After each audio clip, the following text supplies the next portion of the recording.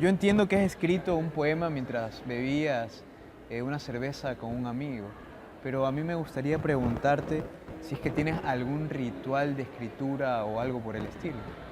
Am, sí, mira, muy buena pregunta. A ver, ese poema, la idea que yo quería es que se diera a entender que yo lo estaba escribiendo como de una manera automática, ¿verdad? Que se sintiera el bar donde yo estaba sentado con él y de dónde sale el absurdo del poema. El poema repite, yo quiero ser papa. Un poema viejísimo. Entonces, ahí funciona también, yo creo que era más con una idea más conceptual el título. Ahora bien, yo escribo,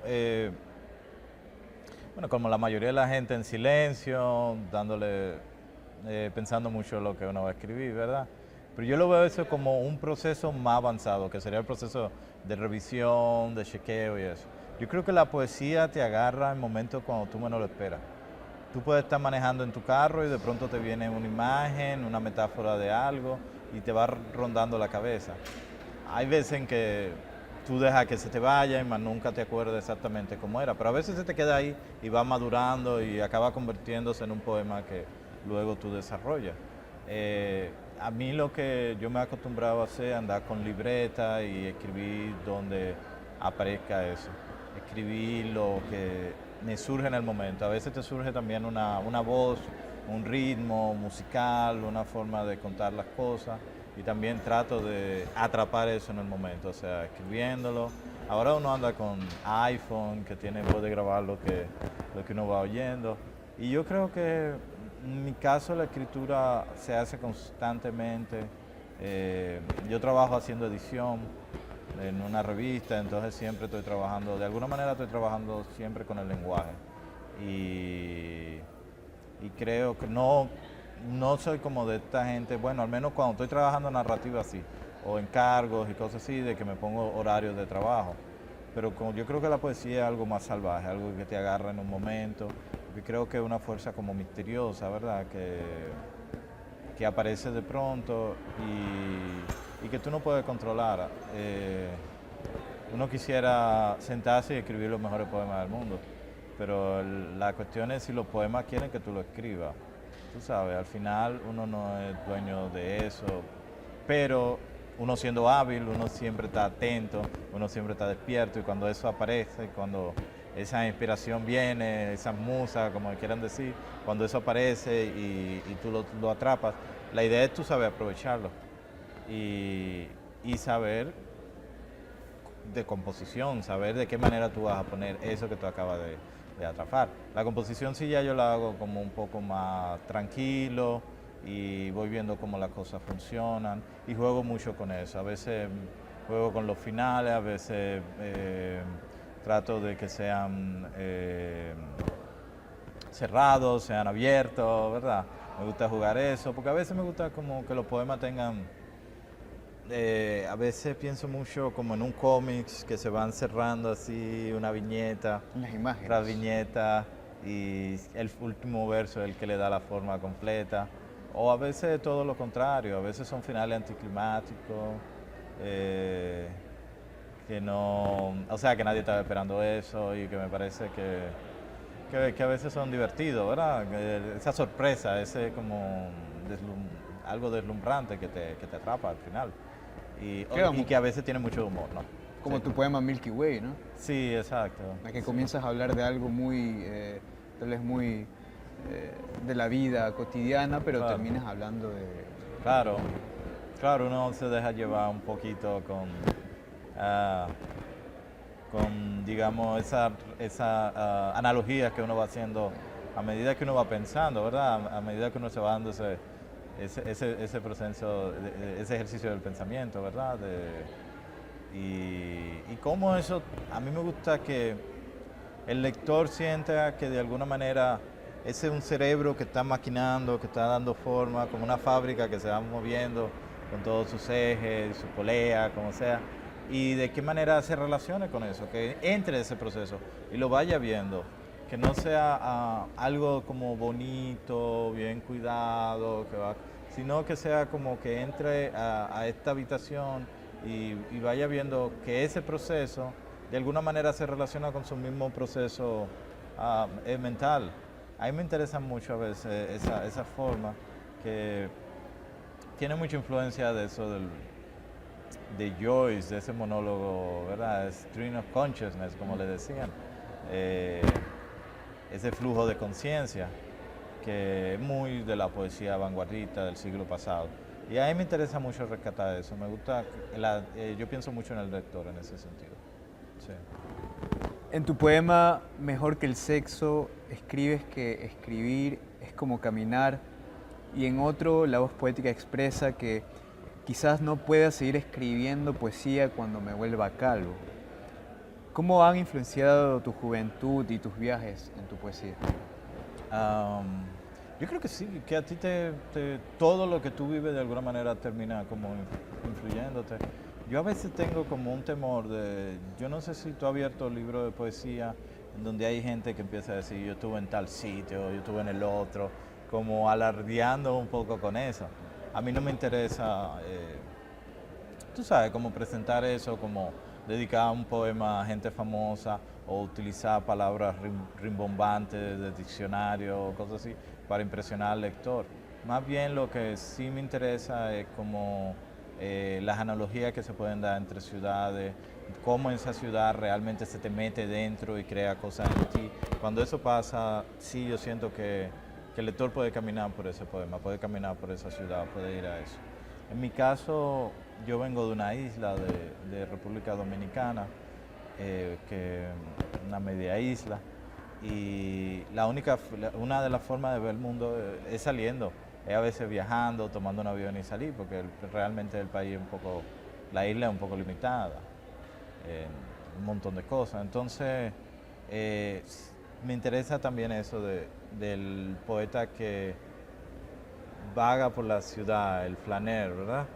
El que se enfrenta a todo ese estímulo que ofrecen las urbes grandes, de todo. Y en eso encontrar lo raro, lo extraño, las extravagancias del mundo actual. Y, y, y yo creo que eso solamente se logra de una manera, tú saliendo, moviéndote a la ciudad y tú estar alerta a lo que está pasando, no solamente viendo, escuchando, viviendo, hablando con gente donde tú no lo esperas, montándote en metro o en buses que te llevan a lugares que son como pequeñas aventuras, esas pequeñas aventuras que tú haces en una ciudad. Eso me interesa mucho. Yo creo que en ese lugar, cuando uno hace eso, encuentra la poesía. A mí, yo creo que la vida, o sea, la vida que vamos a vivir en el momento, si de alguna manera no está dentro del poema, si el poema no replica esa vida o la vida no replica la poesía, entonces no estamos en ninguna cosa, no tiene sentido nada de esto. Por eso el poema habla de eso, de que cada paso que voy dando se relaciona con una palabra que voy escribiendo. Entonces sí, me interesa mucho eso. Y la idea del poeta así como flaner, como caminante. Sí. Me pasa un tema muy interesante que son los buses, ¿no? A Cortázar le encantaba Sí. subirse a los buses y Sí. es como hay dos realidades que están, o tal vez tres realidades que están pasando al mismo tiempo. Claro. ¿Qué podrías decir tú? ¿Te encanta subirte a los metros cada vez que vas a una urbe distinta? Claro, a mí me encanta. Además, la gente con que te topas, poder ver el paisaje moviéndose por una ventana. Es más interesante que la televisión, lo que te puede ofrecer cualquier película. Con lo que tú estás viendo, inmediatamente tú haces tu película por la ventana. Yo a veces me sorprendo que la gente, ahora cuando vuela en avión, en vez de ver las nubes y esta belleza de paisajes, así, esos atardeceres que son tan poético y ese cielo azul que se ve así como infinito, inmaculado, y de pronto la gente está viendo una jodida película malísima en la televisión del frente del avión, cuando tú tienes esa ventanilla que te está ofreciendo eso, de pronto te aparecen estrellas, o sea, es una belleza, pero la gente está enfocada en eso. Entonces ahí me parece que a veces el poeta o la gente que está interesada en el arte, sea quien sea, lo que ve sencillamente está despierto, está alerta a lo que está sucediendo, porque todo lo maravilloso está pasando realmente ahí. si tú realmente estás más interesado en lo que te está diciendo una peliculita o una serie de televisión, que lo que te está pasando ahí en una ventana, por ejemplo, de un bus, que tú llegas a una ciudad y tú empiezas a ver cosas y tú empiezas a ver ah, letreros que te deslumbran totalmente, que son letreros que pueden ser títulos de poemas, que pueden ser versos, o ver la gente. Hay como, hay una imagen, no sé si ustedes se acuerdan de esta película El Ciudadano Kane. Hay un personaje que cuenta que uno de los recuerdos que nunca se le fue de la mente fue una muchacha que vio en un ferry que iba pasando y que era muy hermosa y que él se quedó mirándola. Y él la vio cuando tenía 20 años y el tipo tiene 80 y está contando que uno de los recuerdos más hermosos que tuvo en su vida fue ver a esa muchacha que estaba pasando allá. No tuvo idea quién era esa muchacha, no ninguna relación, solamente la vio en ese momento, no la volvió a ver más nunca en su vida, pero que no ha pasado un día en su vida en que no haya pensado en esa mujer. A mí me parece que son los más poéticos del mundo y que te da a entender ese de ahí está toda la nostalgia del mundo como resumida en ese momento, pero también la eternidad y lo que vivimos. Y yo veo un poco así, yo veo que cuando uno viaja, cuando tú ves la gente que va pasando, cuando tú ves cosas, y tú te puedes imaginar la vida de esa gente que vive ahí, tú te puedes imaginar cosas, yo creo que ahí uno está haciendo un acto creativo, un acto poético. Entonces, sí, yo creo que hay como una relación con eso de tener los ojos bien abiertos, ¿no? Sí. Franco Jara ha dicho en cuanto a escribir poesía que you must go on your nerve, pero a veces parecería que no hay escapatoria y que no es un hombre armado con cuchillo, como él ejemplifica, sino cuatro con armas de fuego. Cuando tienes los llamados, si es que los tienes, bloqueos de escritor y son así de graves, ¿qué sueles hacer? ¿Crees acaso como los alemanes en el verbo spazieren gehen, que es como en español, es un poco intraducible, pero es como ir a espaciarse, ¿no? Que aquello ayude a tu creación poética. Ah, es que yo no, como que ese problema también es como muy burguesito, tú sabes, como de que el tipo, no puedo escribir nada, ¿qué hago? Las musas no bajan. Yo creo que uno está trabajando y cuando a uno le toca escribir, escribe, tú sabes. Yo lo que veo es como la gente que escribe de esa manera porque tiene un proyecto y tiene que terminarlo. Entonces, a mí me interesa mucho el procedimiento, el que lo que tú vas a escribir viene porque tú quieres desarrollar una forma de escritura y todo eso, más que sentarte a escribir para entregarle un libro en editorial o algo así como por el estilo. Entonces yo creo que, como te decía, la literatura yo la voy haciendo a medida que me voy moviendo, que yo no tengo que esperar. Por ejemplo, yo siempre escribo en un diario, entonces yo lo que voy a escribir en el diario es lo que yo estoy viviendo. Por ejemplo, yo escribo en el diario lo que he hablado contigo, o subí al faro y vi la vista de allá y vi muchas cosas interesantes. Entonces, siempre hay material para escribir, tú Es una sabes. forma de practicar esa. Claro, no, y uno que está continuamente escribiendo, yo creo que el problema es que uno no debe de parar de escribir. Entonces yo creo que a veces, claro, hay gente que piensa que, o tú estás enfocado en que tú vas a escribir una novela sobre África, pero tú estás viviendo aquí y todo ese tipo de cosas, y quizás tú tengas África en tu mente y te va y te viene. Pero no sé, yo veo la literatura distinta, yo la veo como una forma de vida, como algo que tú tienes que escribir porque tienes que hacerlo, tú sabes. Y también que la escritura a lo largo también es una lucha contra la muerte, tú sabes. Al final, o sea, nos vamos a morir todos. A eso lo decía Kerouac, ¿no? Escribo porque sé que voy a morir. Entonces, yo creo que sí, claro, hay momentos en que uno siente que tiene más potencia y hay otros momentos que no. Pero yo creo que esos momentos serían buenos como que uno se dé cuenta en la misma escritura a medida que lo va leyendo. Mira, esto funcionó, esto no, esto y lo otro. Pero yo siempre creo que el consejo siempre escribe de la cosa que tú tienes a mano y déjate llevar por eso. Claro, ya lo otro es básico, a medida que tú desarrollas más una cosa, a medida que tú estás más pendiente en algo, la escritura te va a salir más fluida, a medida que uno le dedica mayor tiempo, le dedica mayor fuerza, mayor esfuerzo, las cosas te van a salir mucho mejor. Pero la única forma de escribir es escribiendo. O Eso, reescribiendo. sí, reescribiendo, pero quizás reescribiendo también es un proceso aparte. A ver, yo últimamente lo que trabajo mucho son con cuadernos, ¿verdad? Entonces los cuadernos, yo me he dado cuenta que los cuadernos cuando tú le arrancas una página se desbaratan. Entonces yo no puedo en ningún momento corregir lo que estoy haciendo. A veces uso liquid paper y cambio palabras, errores y cosas así.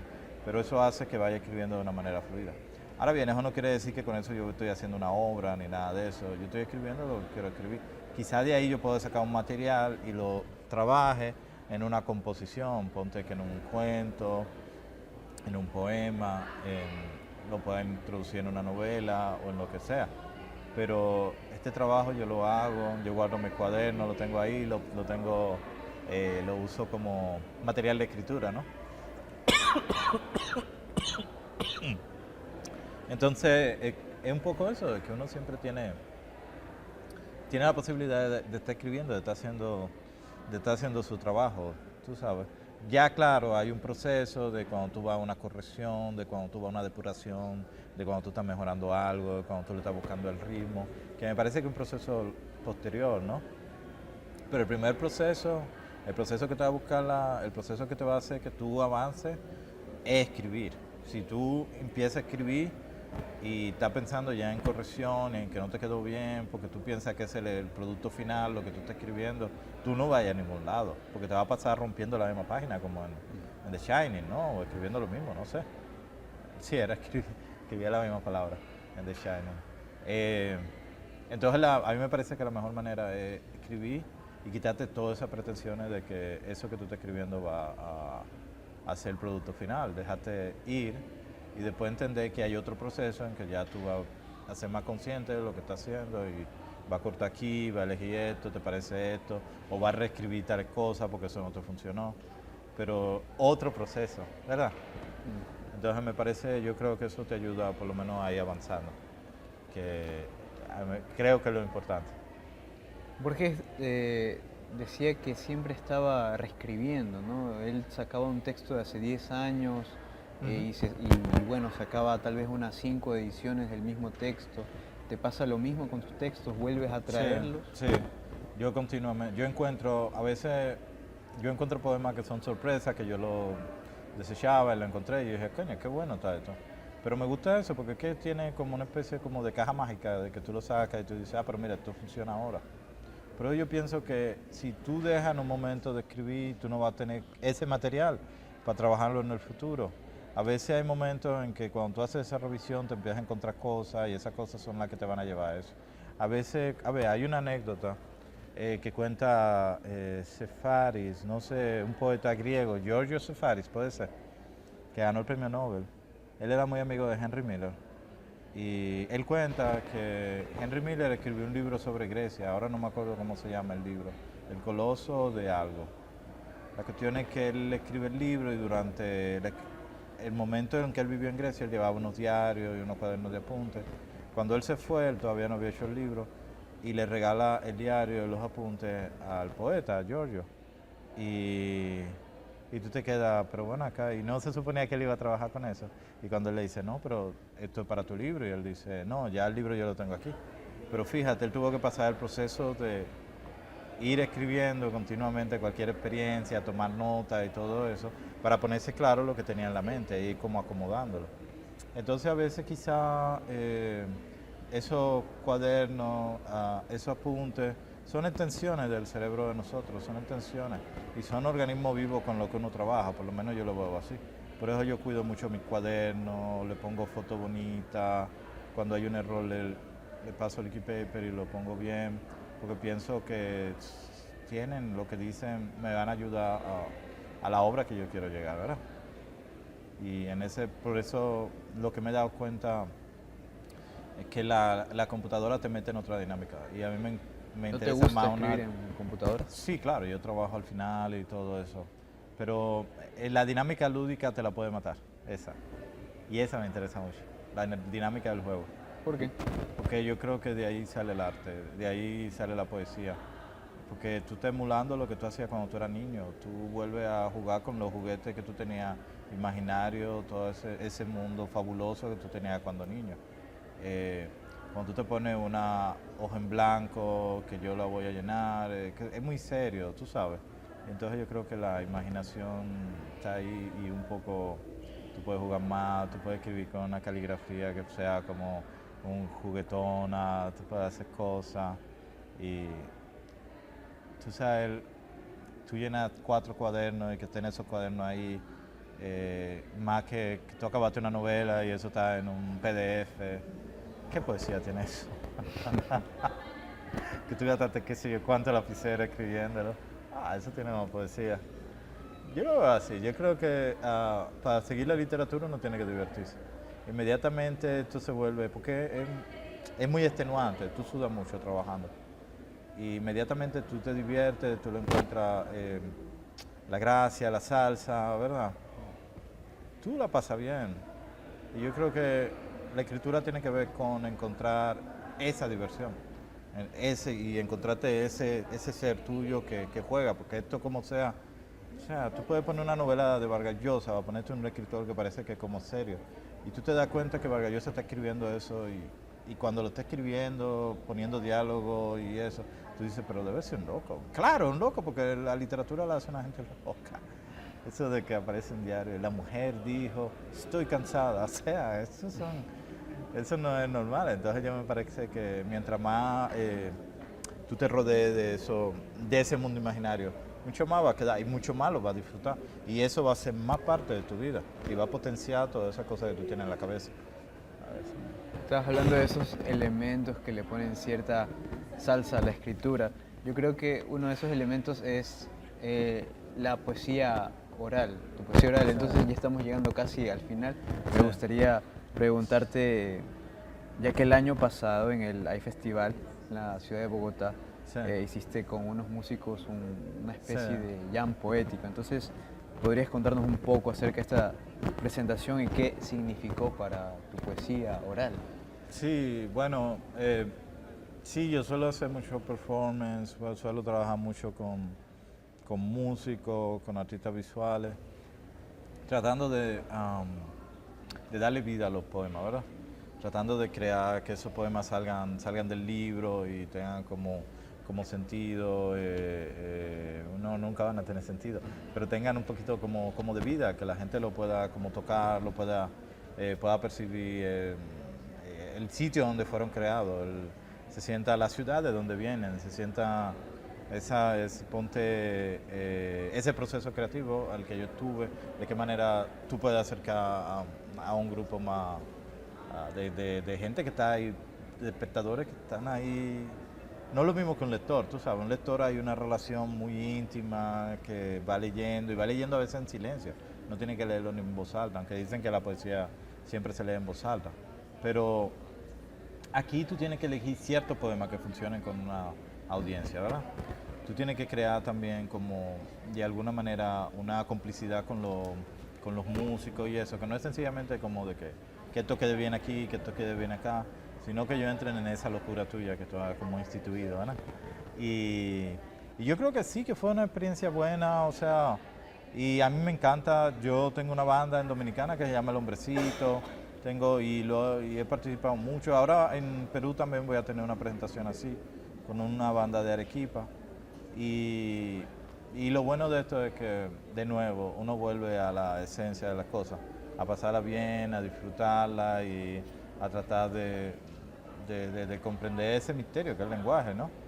Y de cómo el lenguaje le hace cosas, nos hace cosas, nos transforma. Y cuando eso pasa en un ambiente en que la gente lo puede escuchar y al mismo tiempo moverse, bailar, lo que sea, con palabras, a mí me parece que hay una fuerza grandísima. Y eso es lo que me interesa. Sí. Frank Baez, muchas gracias por la No, gracias a entrevista. ti. Sí.